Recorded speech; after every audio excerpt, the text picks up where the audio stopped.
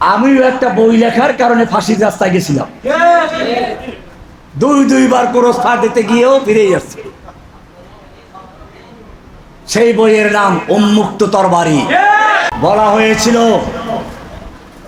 আল্লাহকে নিয়ে, আল্লাহর রসুলকে নিয়ে যারা কটূক্তি করবে, অবমাননা করবে, তাদের আল্লাহর জমিনে থাকার অধিকার নেই। তারা আল্লাহ নবীর বিরুদ্ধে কটূক্তি করতে লাগলো, তখন আমার কলম গর্জে উঠেছিল, উন্মুক্ত তরবারি লিখেছিলাম এবং কাজও হয়েছে। এক একটা নাস্তিক মুরতাদকে কবরে পাঠানো হয়েছে।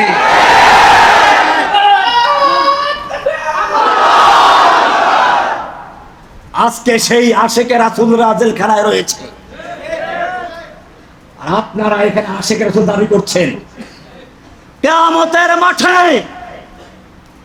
ওই সব লোকেরা যদি আল্লাহর কাছে রাসূলের সামনে দাঁড়িয়ে বলে, ইয়া রাব্বুল আলামিন, ও আমাদের প্রিয় নবী, ওই ব্লগাররা আমাকে কটূক্তি করে নাই, আমার মা বাপকে গালিগালাজ করে নেই, তোমাকে গালিগালাজ করেছিল, তোমার রাসূলকে কটূক্তি করেছিল, আমরা তার প্রতিশোধ দিয়েছিলাম, সেজন্য আমরা জেলে আছি, আমাদের ফাঁসির রায় দেওয়া হয়েছে, আমাদেরকে ধুকে ধুকে জেলে মরতে হচ্ছে, অথচ বাংলাদেশের এত 18 কোটি মুসলমান দাবিদার আমাদের পক্ষে কোনো কাজ করে নাই। কিয়ামতের বাড়ি কি জবাব দিবে? ফেরাউন বলেছিল, লাইন ইত্তাখাযতা ইলাহান গায়রি লা জাআলান্নাকা মিনাল মাসজুনিন, আমি ছাড়া অন্য কোন ইলাহ আছে বলে যদি বিশ্বাস করো, এটা সোজা জেলে ঢুকিয়ে দেবে। কে বলেছিল? কাকে বলেছিল? আমার দেশের সদ্য বিতাড়িত এক ফেরাউন, সেও বলল, যদি আমার ছাড়া অন্য কারো আল্লাহ মানো, আমার বিধান ছাড়া অন্য কারো বিধান মানো, সব জেলে ঢুকিয়ে দিব। সব কোরআনের পাখিদেরকে জেলে ঢুকিয়েছে, জেলে পড়ে রেখেছিল, চরম নির্যাতন করেছিল। আমাকে 7 মাস পর্যন্ত মোটা মোটা লোহার রড বেরি পরিয়ে বরগুনার অন্ধকার এক জেলের ভিতরে আমাকে আটকে রেখেছিল। কোমর ব্যথা হয়ে গেছে, হাঁটু ব্যথা হয়ে গেছে, জয়েন্ট লেগে গেছে, এখন আমি হাঁটতে পারি ভিতরে। অপরাধ কি ছিল? আমি বলেছিলাম, তোমার বাবার জন্য আইন করেছো, তোমার বাবার সমালোচনা করলে, তোমার বাবাকে নিয়ে কটূক্তি করলে, প্রথমবার করলে 14 বছর, দ্বিতীয়বার করলে যাবজ্জীবন। আমি বলেছিলাম, তোমার কাছে তোমার বাবার মূল্য থাকতে পারে, ঠিক আছে থাকুক, তুমি তার জন্য আইন করেছো, করো, কিন্তু জেনে রাখো, তোমার কাছে তোমার বাবার যে মূল্য, তোমার কাছে তোমার বাবার যে মর্যাদা, আমি একজন মুমিন হিসেবে আল্লাহ এবং আল্লাহর রাসূলের মর্যাদা তার চেয়ে লক্ষ কোটি গুণ বেশি।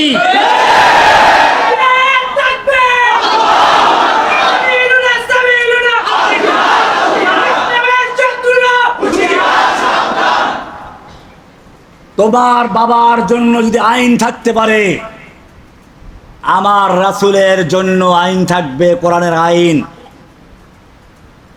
আল্লাহর নবীকে নিয়ে কটূক্তি করলে তার দুনিয়া থাকার অধিকার থাকে না। সে আইন বাস্তবায়ন করো।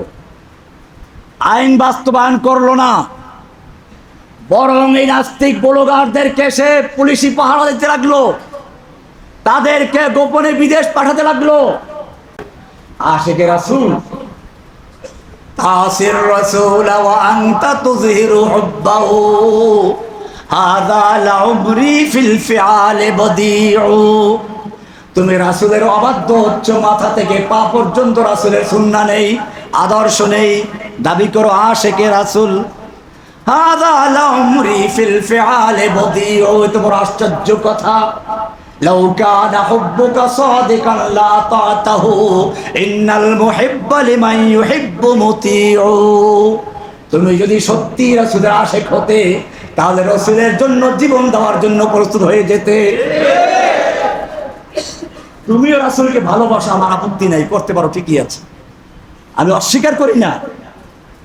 তুমি রাসূলের ভালোবাসা দিতে গিয়ে মিষ্টি খাও, রবিউল আউয়াল এলে হালুয়া খাও। আর ওই আশেকের রাসূলরা আল্লাহর নবীর যে আশেক হয়ে ফাঁসির রায় শোনার পরও হাসি মুখে কারাগারে যাচ্ছে। দেখেন না ছবিগুলো, ফাঁসির রায়ের ছবিগুলো। সেই লোকগুলো এখনো জেলে আছে। আপনারা ঘুমান কি করে? আল্লাহর নবী এক আশেক, ওই মিষ্টি খাওয়া আশেক, মনে মনে কয় যে আমি যদি সাহাবীদের যুগে হতাম তাহলে আমরাও রাসূলকে ওরকম ভালোবাসতাম। রাতের বেলায় ঘুমাই গেছে, স্বপ্নে দেখে যে আল্লাহর নবী একটা গাড়িতে আসতেছে, সামনে গর্ত, গাড়ির স্পিড এত বেশি ওই গর্তে পড়ে গাড়ি উল্টে যাবে, রাসূল মারা যাবে।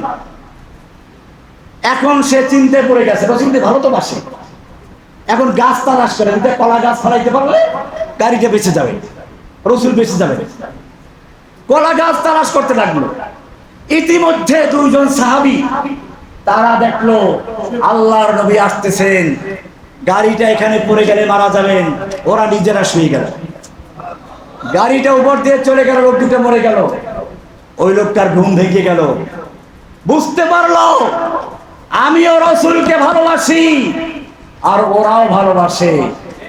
পার্থক্য হচ্ছে এই, আমি ভালোবাসি নিজের জীবন বাঁচাইয়া কলা গাছ তালাশ করি, আর ওরা নিজের জীবন দিয়ে রাসূলকে ভালোবাসে। এটাই হচ্ছে পার্থক্য। এরাই হচ্ছে আশিকে রাসূল।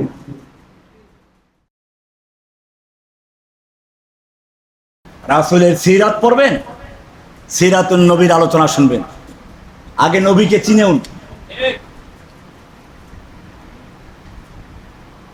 আল্লাহ তাআলা বলেছেন, লাকাদ কানা লাকুম ফি রাসূলিল্লাহি উসওয়াতুন হাসানা, তোমাদের জন্য রাসূলের মধ্যে রয়েছে উত্তম আদর্শ, উত্তম নমুনা।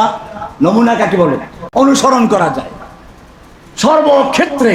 অনুসরণ করব কাকে?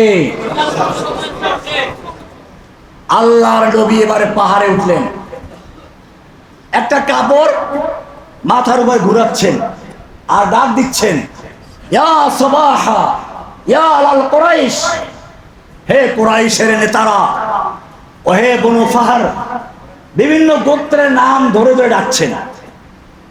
সকালবেলার ডাক, বিপজ্জনক ডাক। আবার সেই ডাকটা কার কণ্ঠে? মুহাম্মাদের কণ্ঠে সাল্লাল্লাহু আলাইহি সাল্লাম। এখনো তিনি আল আমিন, সকলের বিশ্বস্ত প্রিয় ব্যক্তি, ভদ্র মানুষ, কখনো প্রতারণা করে না, ধোঁকা দেয় না, টালবাহানা করে না, আমানতের খেয়ানত করে না। এরকম এক যুবকের আওয়াজ। সকলেই তাড়াহুড়া করে জড়ো হয়ে গেল।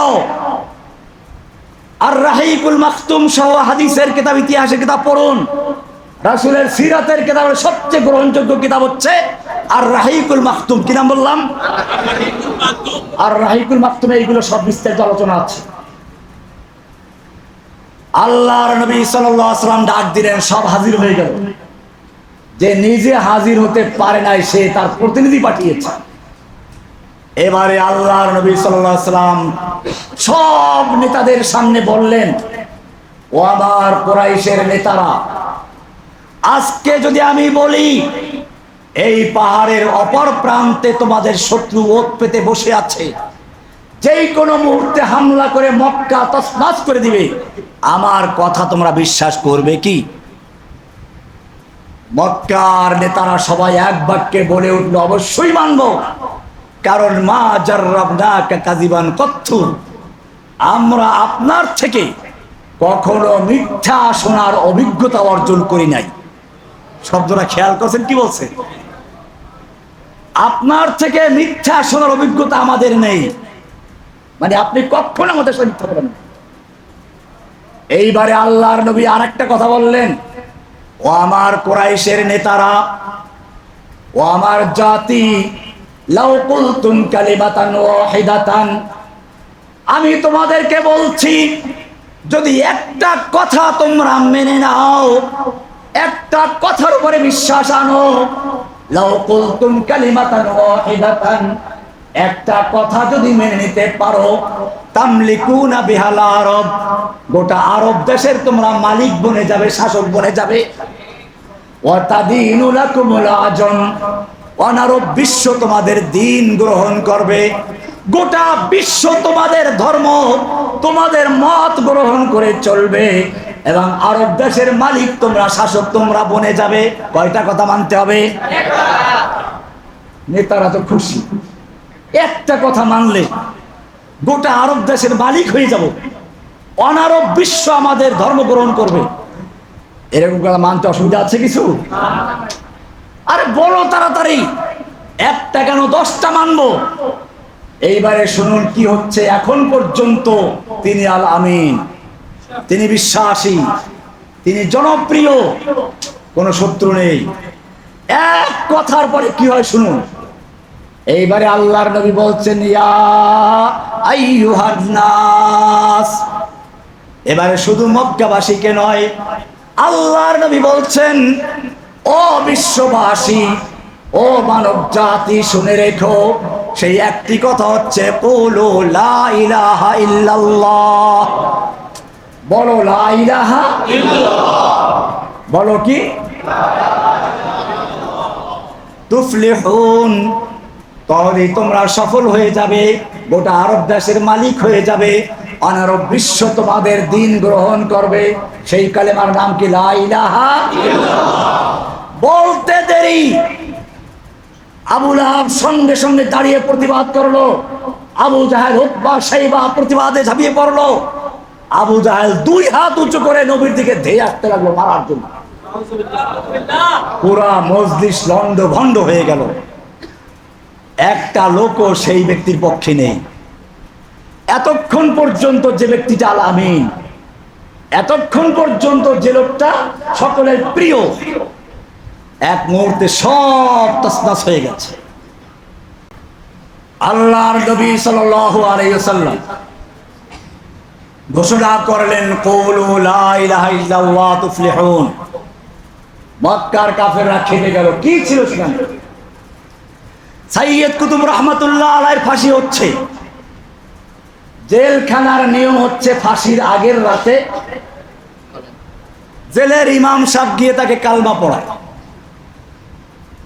সাইয়্যিদ কুতুব রহমাতুল্লাহ আলাইহি জিজ্ঞেস করলেন, আপনি কে? এই নির্জন বাসে, আমাকে নির্জন বাসে রাখা হয়েছিল। জেলখানায় কারো সঙ্গে দেখা সাক্ষাৎ করা যাবে না, কথা বলা যাবে না। এই নির্জন বাসে আপনি আবার কে এলেন? বলেন, আমি মসজিদের ইমাম সাহেব। কেন আসলেন? আপনার ফাঁসি হবে। ফাঁসির আগে জেল কোডে নিয়ম আছে, মুসলমান হলে তাকে কালেমা পড়ানো হয়। আমি আপনাকে কালেমা পড়াবার জন্য এসেছি, তাই নাকি? আপনি আমাকে কালেমা পড়াবার জন্য এসেছেন। আমি তো এই কালেমা বলার কারণেই ফাঁসিতে ঝুলতে যাচ্ছি। যেই শাসক কালেমার উপরে কিতাব লেখার কারণে, মাআলিম ফিত তরিক এই বইটা লেখার কারণে, ইংলিশে মাইলস্টোন, বাংলায় জানে কি আছে এটা? কি নাম এটা? বাংলা কি আছে এটা? বাংলা আছে বইটা। এই বই লেখার অপরাধে তাকে ফাঁসির রায় দেওয়া হয়েছিল। ভাইরা আমার, আল্লাহর নবী সাল্লাল্লাহু আলাইহি ওয়াসাল্লাম সাইয়্যিদ কুতুব রহমাতুল্লাহ বললেন, যেই কালেমার কথা বলার কারণে শাসকরা আমাকে ফাঁসিতে ঝুলাতে যাচ্ছে, ওই শাসকরাই তোমাকে কালেমা পড়ার দায়িত্ব দিয়েছে, তোমাকে বেতন দেয়, পয়সা দেয়।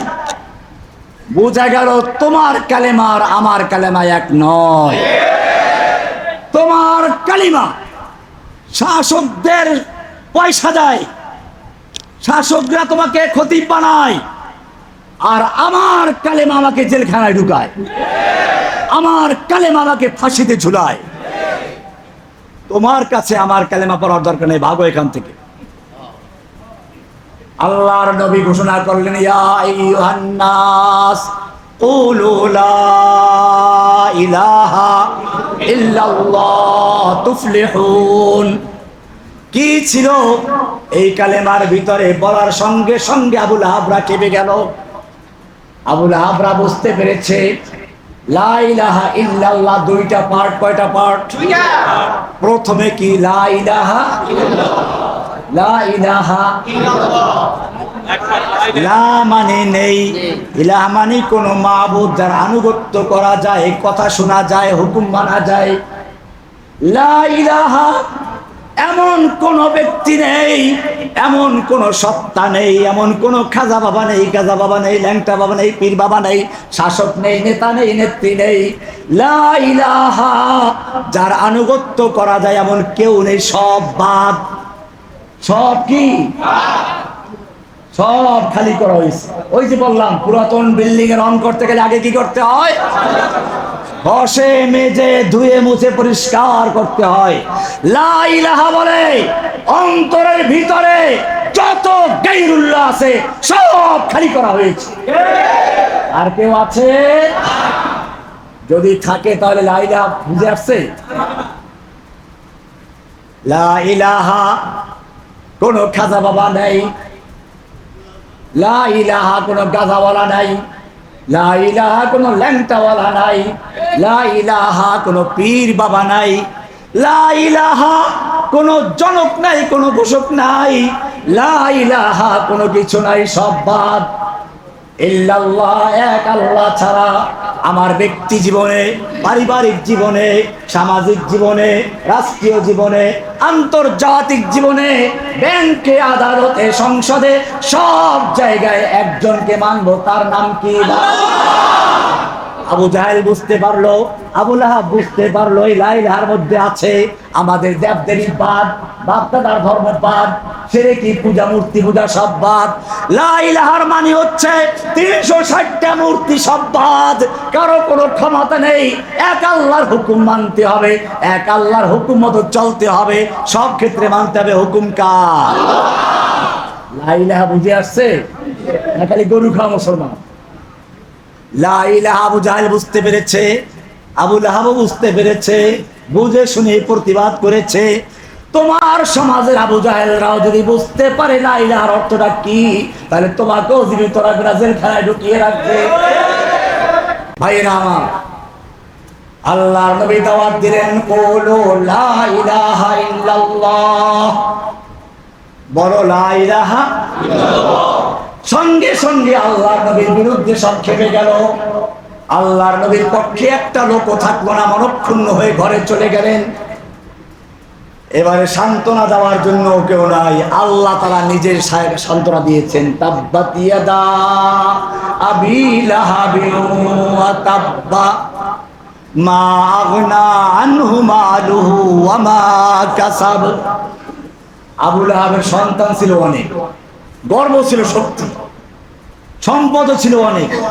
আল্লাহ কি বলছেন শুনুন, তাব্বাত ইয়াদা আবি লাহাব, আবু লাহাবের দুই হাত ধ্বংস। ইয়াদুন মানে হাত, ইয়াদা মানে দুই হাত। কয় হাত? ওই যে দুই হাত উঁচু করে মারতে গেছিল, আল্লাহ কাছে দুই হাত ধ্বংস। ও তাব্বাত নিজেও ধ্বংস। মা আগনা আনহু মালুহু ওয়া মা কাসাব, আবু লাহাবের সন্তান এবং সম্পদ কোনো উপকারে আসে নাই। জানেন কেমনে মরছে? আরব দেশে প্লেগ রোগ লেখে, প্লেগ রোগ।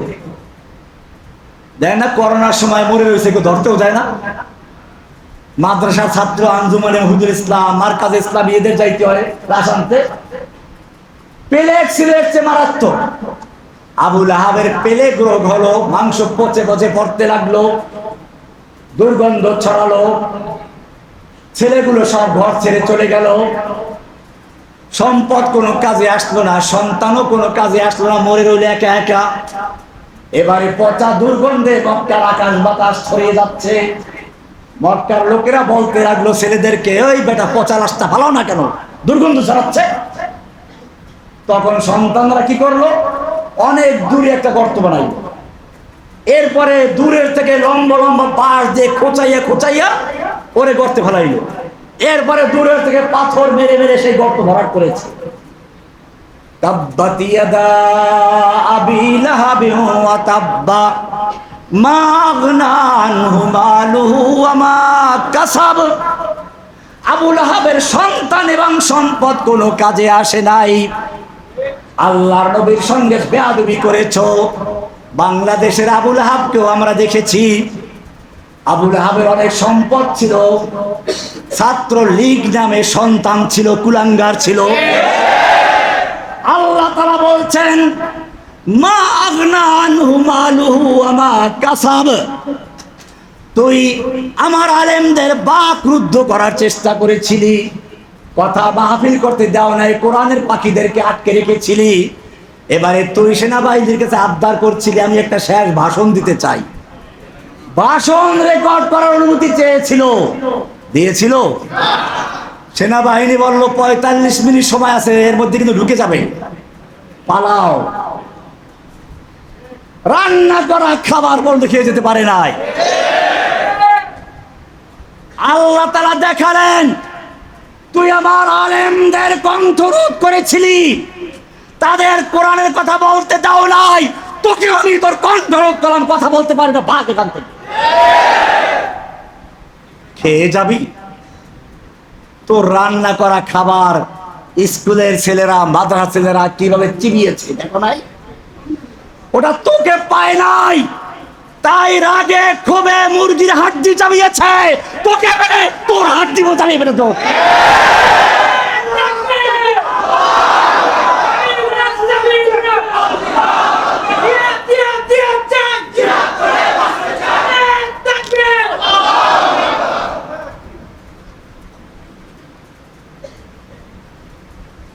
আল্লাহর নবী সাল্লাল্লাহু আলাইহি ওয়াসাল্লাম সান্ত্বনা পেলেন কার থেকে? আসমান থেকে। কোত্থেকে? আমাকে হাসিনার শেষ দিকে কিন্তু জামিন হয়েছিল, জেল গেট থেকে গুম করা হলো, আমাকে অনেক লোভনীয় প্রস্তাব দেওয়া হলো, আবার ভয়ও দেখানো হলো। সারা দিন আমাকে একটা গাড়ির ভিতরে আটকে রাখা হলো, এসি বন্ধ, রোদ্রে ফেলাই রাখলো। এই লাস্টের দিকে এটা ছিল আমার চূড়ান্ত পরীক্ষা। আল্লাহ দেখতে চাইছিলেন দেখে এইবার মতো হোক কিনা, কিন্তু আল্লাহ তাআলা আমাকে সেখানেও সাহায্য করেছেন।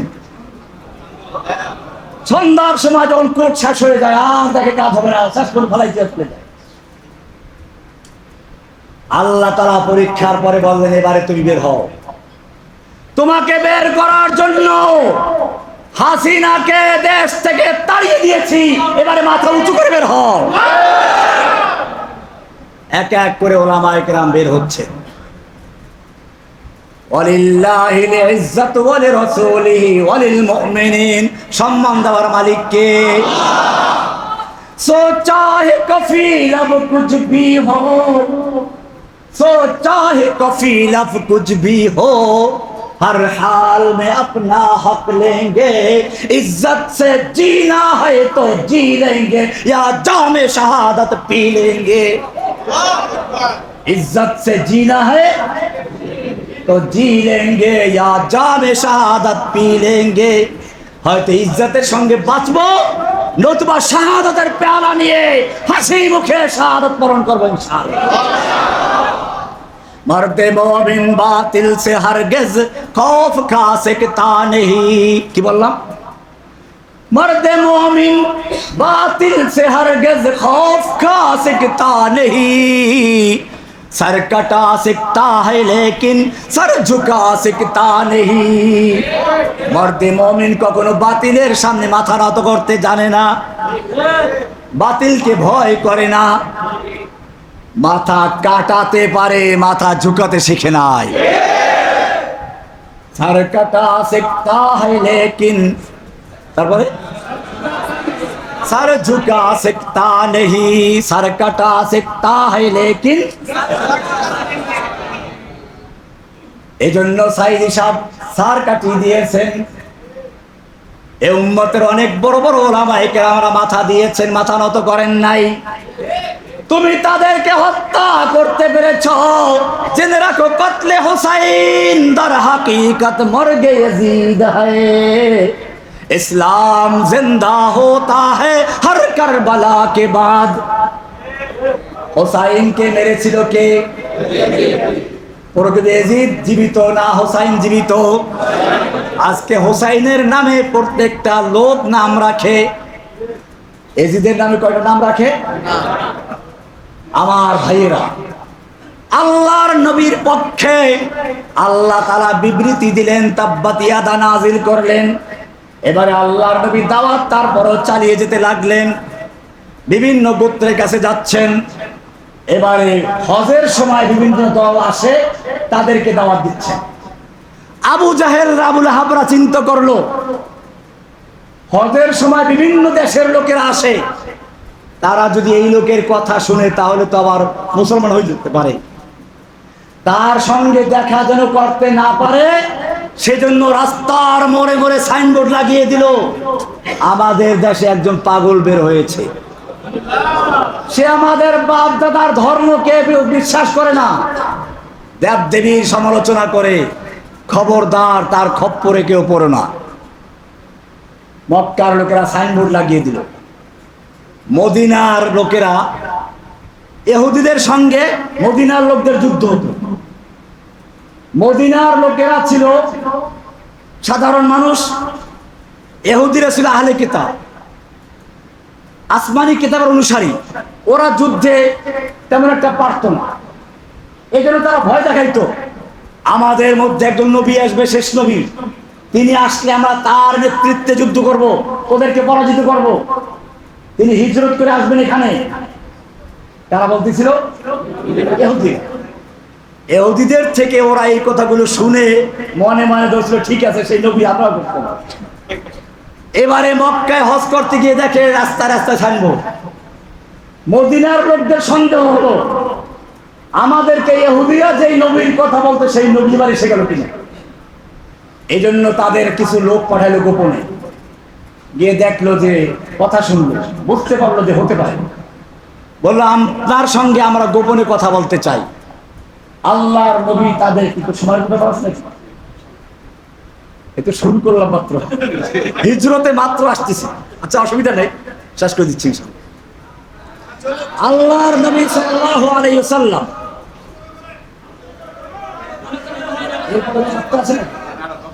তাহলে সমস্যা নেই, না না ইনশাআল্লাহ অসুবিধা নেই। আল্লাহর নবী সাল্লাল্লাহু আলাইহি ওয়াসাল্লাম মদিনাবাসীর সঙ্গে কথা বললেন। মদিনাবাসী বুঝতে পারলো যে ইনি হয়তো সেই নবী, কাজে ইহুদিদের চেয়ে আগেই আমরা তাকে আমাদের দলে নিয়ে নেব। বললো আমরা প্রকাশ্যে আপনার সঙ্গে কথা বলতে পারবো না, গোপনে কথা বলতে চাই। আল্লাহ নবী সাল্লাল্লাহু আলাইহি ওয়াসাল্লাম বলেন, হজের সময় মিনায় গিয়ে তোমরা পাহাড়ের মাঝখানে একটা জায়গায়, এখন সেটা খোলা জায়গায় পড়ে গেছে, এখানে তোমাদের সঙ্গে বৈঠক হবে আকাবা নামক জায়গায়। মদিনার লোকেরা সেখানে গেল, আল্লাহ নবী সেখানে কথা বললেন, তারা সব ইসলাম ধর্ম কবুল করল। আল্লাহর নবী বললেন, আগামী বছর তোমাদের সঙ্গে এখানে কথা হবে, আবার এখানে এই সময় আসবে। দ্বিতীয় বছর 70 জন আসলো বা 72 জন আসলো, মেয়ে লোক ছিল। আউস এবং খাজরাজ নামে দুইটা গোত্র ছিল মদিনাতে, প্রতিদ্বন্দ্বী গোত্র, কিন্তু এখানে দুই দলই হাজির হয়েছে, অনেক লম্বা ইতিহাস। তারা ইসলাম কবুল করলো। এইবারে আল্লাহর নবী সাল্লাল্লাহু আলাইহি ওয়াসাল্লাম তাদের মধ্যে 12 জনকে দায়িত্ব দিলেন। কয়জনকে? 12 জন। নকিব, অর্থাৎ তাদের মদিনায় গিয়ে তারা নেতৃত্ব দিবে, দাওয়াতি কাজ করবে। এখানে আল্লাহর নবীর সঙ্গে চুক্তি হচ্ছে।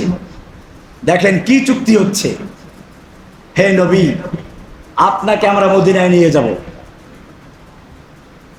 আব্বাস তখন ইসলাম কবুল করেন না, নবীর চাচা, তিনিও সাথে ছিলেন। আল্লাহর নবী সাল্লাল্লাহু আলাইহি ওয়াসাল্লাম যাওয়ার জন্য আগ্রহী। চুক্তি হচ্ছে মদিনাবাসীর সঙ্গে। মদিনাবাসী বললেন, আব্বাস তখন দাঁড়িয়ে গেলেন, ওহে মদিনাবাসী, তোমরা কি জানো কি করতে যাচ্ছ? তোমরা মুহাম্মদ সাল্লাল্লাহু আলাইহি ওয়াসাল্লামকে মক্কায় অসহায় মনে করো না। আল্লাহর কসম, বনু হাশিম বনু মুত্তালিব একটা লোক থাকা পর্যন্ত মুহাম্মাদের একটা চুল কেউ ছিঁড়তে পারবে না। কিন্তু তোমরা যখন মদিনায় নিয়ে যাবে, মদিনায় নেওয়ার অর্থ হচ্ছে গোটা আরব তোমাদের বিরুদ্ধে দাঁড়াবে, তোমাদের যুবকগুলো মৃত্যুবরণ করবে, তোমাদের স্ত্রীগুলো বিধবা হবে, সন্তানগুলো এতিম হবে।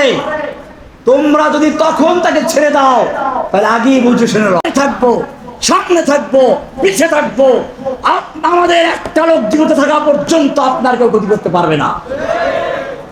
কিন্তু আমাদেরও শর্ত আছে, আল্লাহ আপনাকে বিজয় দান করবেন, তখন আমাদেরকে ফেলে আপনি আর মক্কায় আসতে পারবেন না।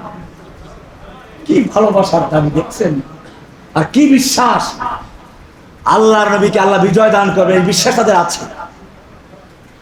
আল্লাহর নবী সাল্লাল্লাহু আলাইহি ওয়াসাল্লাম মেনে নিলেন। এবারে হিজরতের লম্বা ইতিহাস, মক্কায় শয়তান এই খবর ছড়াই দিল। মদিনার সবাই তো আর ছিল না, যারা ছিল না তারা জানে না, আর যারা ছিল তারা চুপ ছিল। হিজরত শুরু হয়ে গেল। আমার ভাইয়েরা, এখানে লক্ষণীয় বিষয় হচ্ছে এই, আল্লাহর নবী সাল্লাল্লাহু আলাইহি ওয়াসাল্লাম যখন মক্কায় দাওয়াতের কাজ শুরু করলেন, আবু বকর, ওমর, ওসমানের মতো লোক, হামজার মতো লোক, ওমরের মতো লোক ইসলামের ছায়াতলে চলে আসলো। এই সময় ইচ্ছে করলে রাতের বেলায় গোপনে কতগুলো মূর্তি ভাঙতে পারতেন কিনা? ইব্রাহিম আলাইহিস সালাম মূর্তি ভাঙলেন, আমাদের নবীর ঈমান কি তার চেয়ে দুর্বল ছিল? ভাঙতে পারতেন না? ভেঙেছিলেন? কেন ভাঙেন নাই? আমার যুবক ভাইদেরকে বলবো, আবেগ দিয়ে কাজ করো না। ওই যে বিবেক বললাম, কাজে লাগাও। এ কথা বলো না রহমানি জেল থেকে এসে দুর্বল হয়ে গেছে। রহমানি জেলে বসে দেখেছে তোমাদের ঈমানের অবস্থা কি। যখন পা বেঁধে উল্টা ঝুলাইয়া পিটান শুরু করে, তখন সবাই একটা কথাই বলেছো, আমরা রহমানির লেকচার শুনে উদ্বুদ্ধ হয়েছিলাম, আমাদের কোনো দোষ নাই। কেন বাবা? রহমানি তো কোরআন সুন্নাহ দিয়ে বলেছিল, তুমি কোরআন সুন্নাহর কথা বলো। যে কোরআন হাদিস পড়ে আমরা উদ্বুদ্ধ হয়েছিলাম। সুতরাং আবেগ দিয়ে কাজ করুন। আল্লাহর নবী সাল্লাল্লাহু আলাইহি ওয়াসাল্লাম মক্কায় থাকা অবস্থায় ওমরের মতো লোক তার সঙ্গে, হামজার মতো বীর তার সঙ্গে, রাতের বেলা ইচ্ছে করলে অনেক মূর্তি ভাঙতে পারতেন। ভাঙেন নাই কেন?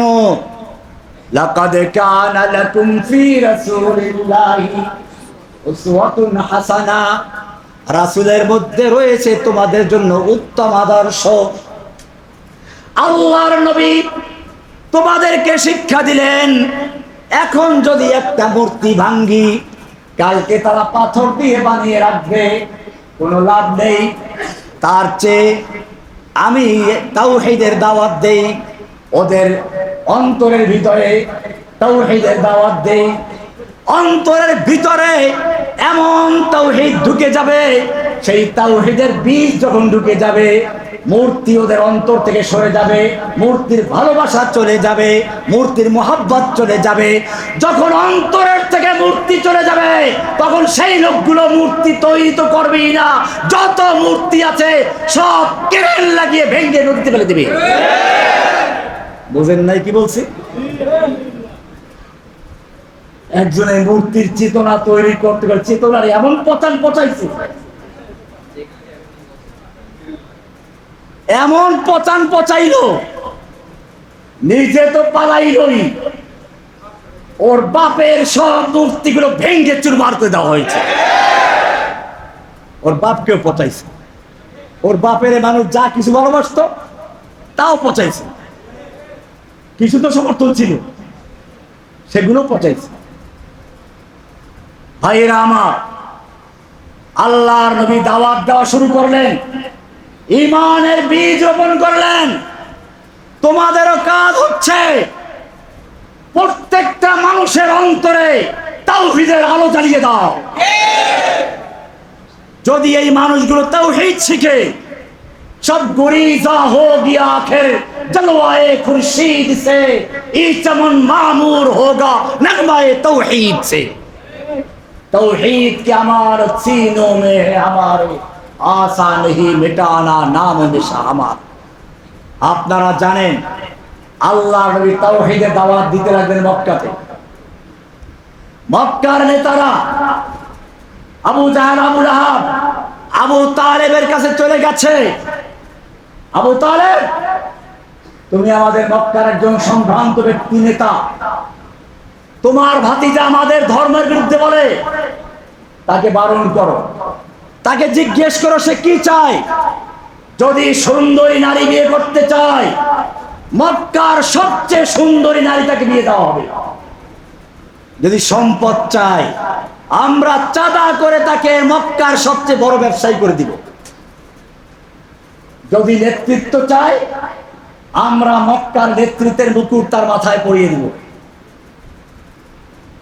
কিন্তু একটা শর্ত, এই লা ইলাহার দাওয়াত বন্ধ করতে হবে। আবু তালেব কি আল্লাহর নবীর কাছে বলছেন, ভাতিজা তুমি জানো এই লোকগুলো কারা? এদের ক্ষমতা কি জানো? এদের পুলিশ আছে, র্যাব আছে, ছাত্রলীগ আছে, যুবলীগ আছে, পুলিশ লীগ আছে। বন্ধ করো এগুলো, আরামে থাকো। আল্লাহর নবী সাল্লাল্লাহু আলাইহি ওয়াসাল্লাম কি বলেছিলেন শুনুন। ও আমার চাচা, ওরা শুধু মক্কার নেতৃত্ব নয়, যদি আসমানের সূর্যটা আমার এক হাতে তুলে দেয় আর আসমানের চন্দ্রটাকে এক হাতে তুলে দেয়, আমি মুহূর্তের জন্য তাওহীদ দাওয়াত বন্ধ করতে পারি না। এটাই হচ্ছে মুমিনের জন্য শিক্ষা। গোটা বাংলাদেশে এখন দাওয়াতের পরিবেশ আছে, তাওহীদের দাওয়াত ছড়িয়ে দাও। আল্লাহর নবী সাল্লাল্লাহু আলাইহি ওয়াসাল্লাম দাওয়াত চালিয়ে গেলেন, মক্কার ভিতরে দাওয়াতের ব্যাপক প্রচার হতে লাগলো। এবারে চিন্তা করলো শয়তান এসে হাজির। মক্কার লোকেরা পরামর্শে বসলো, দারুণ্য দোয়ায় বসলো, মক্কার সংসারে বসলো, কি করা যায়। এক একজন এক এক পরামর্শ দিচ্ছে। কেউ বলছে বন্দি করো, লিউসবিতু ওয়াইদি ইয়ামকুরু বিকাল্লাযীনা কাফারু লিউসবিতুকা আও ইউখরিজুকা আও ইয়াকতুলুন। যখন তারা আলোচনা করছিল, কেউ বলল তাকে বন্দী করো, কেউ বলল তাকে হত্যা করো, কেউ বলল তাকে দেশ থেকে বের করে দাও। এই মজলিসে ইবলিস নিজে এসে হাজির হয়েছে, বিরাট আল খেল্লা পরে নজদের আকার শাইখ পীর এসে হাজির হয়ে গেছে। এসে বলল, আমি তোমাদের এই মজলিসে না এসে পারলাম না, গুরুত্বপূর্ণ মজলিস, আমি শাইখে নজদি, নজদের আকার পীর, তোমরা যদি তাকে দেশ থেকে বের করে দাও তাতে লাভ নেই, সে ওখানে গিয়ে আবার দাওয়াত দিয়ে তোমাকে আক্রমণ করবে। তাকে যে বন্দি করো, বনু হাশিম বনু মুত্তালিব তাকে বের করে নিয়ে আসবে।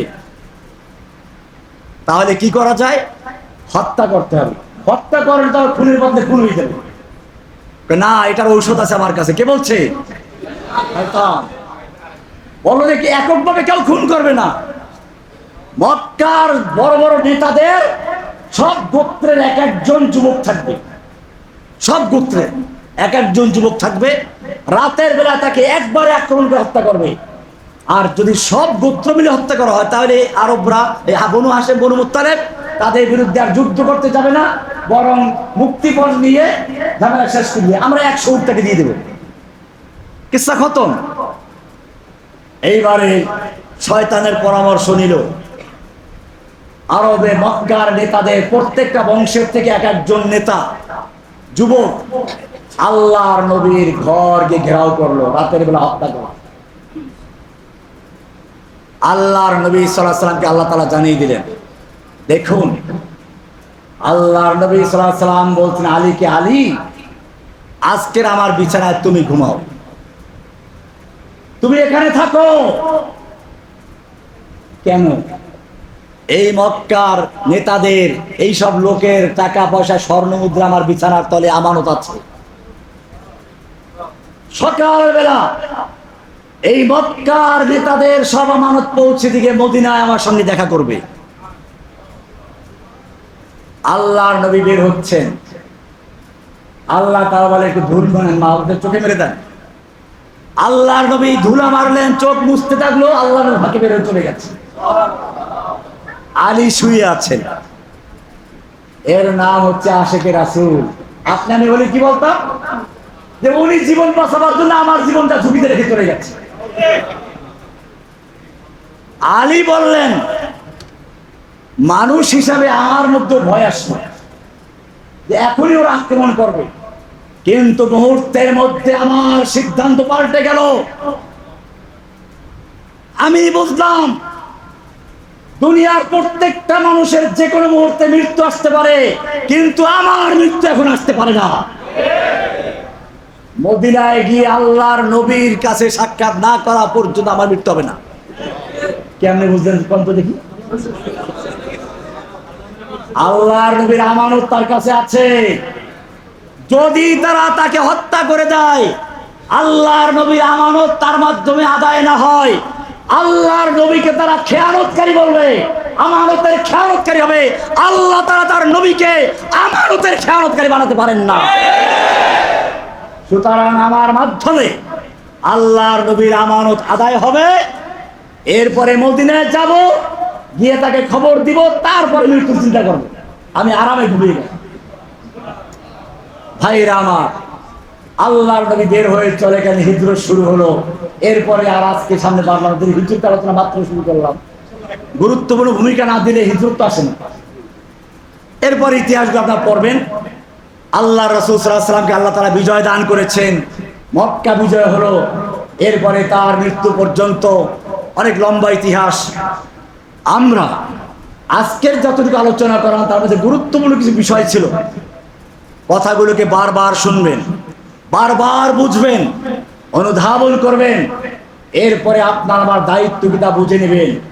এখন আমাদের সকলের কি দায়িত্ব? তাওহীদের দাওয়াত পেশ করা। কিসের দাওয়াত? খালি ঈমান না, ঈমান মক্কার কাফেরদেরও ছিল। আমি প্রায় বলেছি আমার আগের লেকচারে, আমাদের দেশের মানুষের একটা ভুল ধারণা আছে, মক্কার কাফেররা আল্লাহকে বিশ্বাস করতো না তাই কাফের, আর আমরা আল্লাহকে বিশ্বাস করি তাই মুসলমান। কে বলেছে? কোরআন পরিষ্কার বলে, আল্লাহ তাআলা বলছেন ওয়ালা ইন সাআলতাহুম মান খালাকাস সামাওয়াতি ওয়াল আরদ লায়াকুলুন্নাল্লাহ। হে নবী, আপনি যদি মক্কার আবু জাহেল, আবু লাহাবদেরকে, মক্কার মূর্তি পূজক কাফেরদেরকে জিজ্ঞেস করেন কে তোমাদের সৃষ্টি করেছে, কে আসমান জমিন সৃষ্টি করেছেন, লায়াকুলুন্নাল্লাহ, তারা অবশ্যই বলবে সৃষ্টি করেছেন কে? তাহলে বাংলাদেশের মুসলমান তুমি যেমন বিশ্বাস করো আসমান জমিনের সৃষ্টিকর্তা আল্লাহ, তোমার আমার সৃষ্টিকর্তা আল্লাহ, মক্কার কাফেররা বিশ্বাস করত সৃষ্টিকর্তা কে? আল্লাহ। আরো কোরআনকে জিজ্ঞেস করুন, আরো কোরআন বলছে ওয়ালা ইন সাআলতাহুম মান নাযালা মিনাস সামাই মাআন ফাহিয়া বিহিল আরদা মিন বাদি মাউতিহা লায়াকুলুন্নাল্লাহ।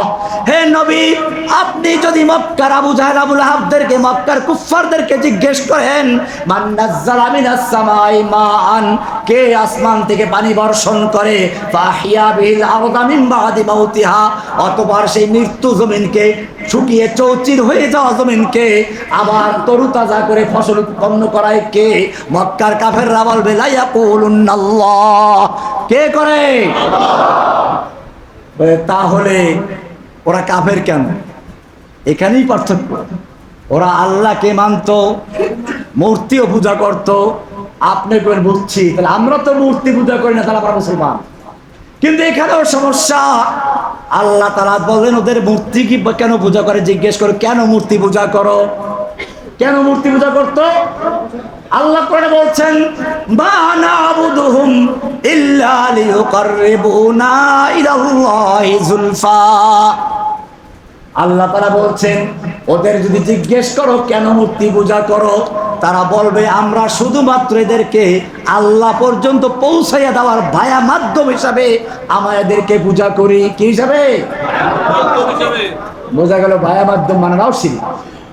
ও মুসলমান জাতি,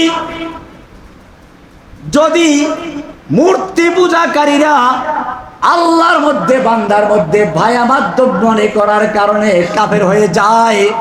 তুমি যদি খাজা বাবা, গাজা বাবা, ল্যাংটা বাবা, পীর বাবাকে ভায়া মাধ্যম মানো, তোমার সঙ্গে মূর্তি বুজুর্গদের পার্থক্য কোন জায়গায়? বুঝছেন কিছু?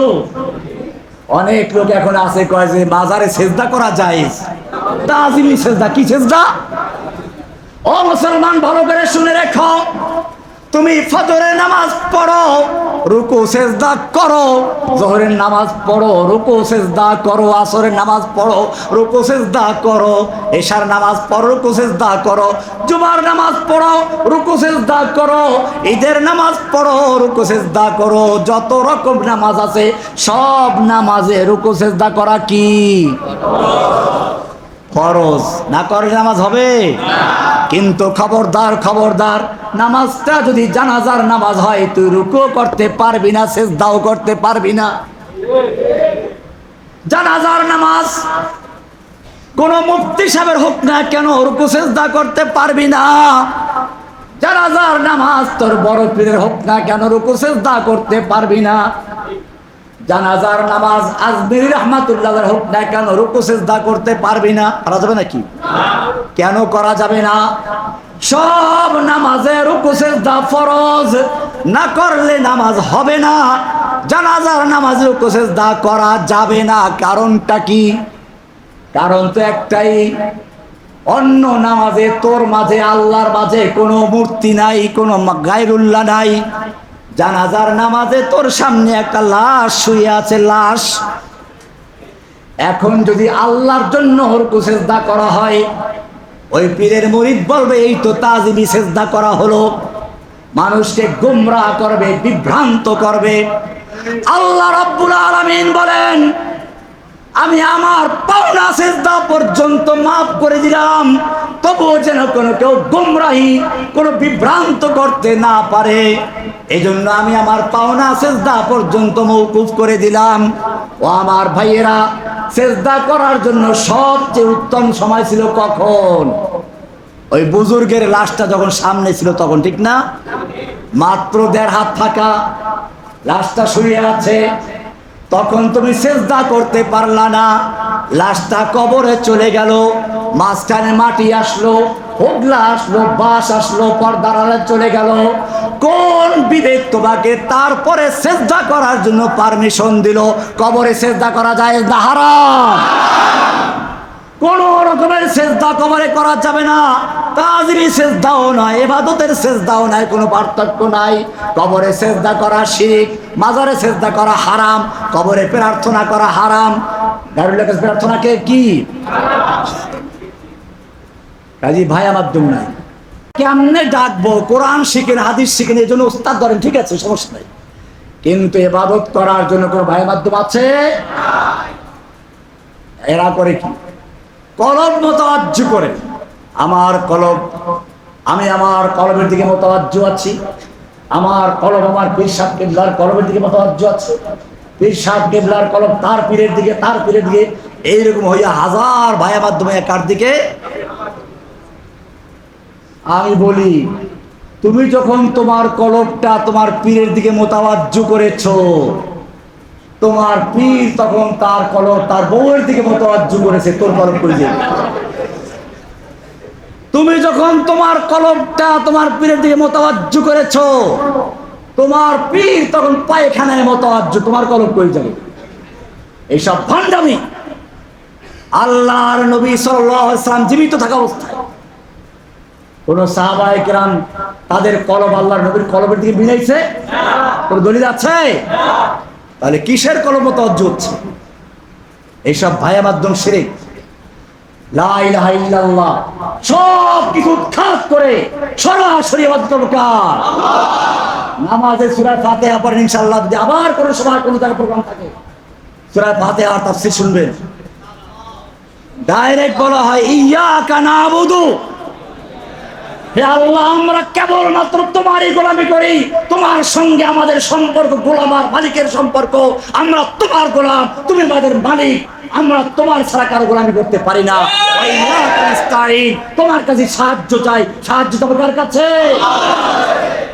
কোন পীরের কাছে সন্তান চাওয়া যাবে? পীরের নামে মান্যত করা যাবে? পীরের নামে মান্যত করা হারাম। কবরের নামে মান্যত করা হারাম। কবরে সেজদা করা হারাম।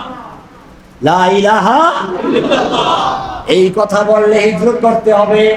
হিজরতের সূচনা পর্যন্ত গিয়ে হিজরত আলোচনা শেষ করলাম। আল্লাহ তাআলা আমাদের সকলকে বিষয়গুলোকে বুঝার এবং আমল করার তৌফিক দান করুন, আমিন। ওয়া আখিরু দাওয়ানা আলহামদুলিল্লাহি রাব্বিল আলামিন। মাশাআল্লাহ।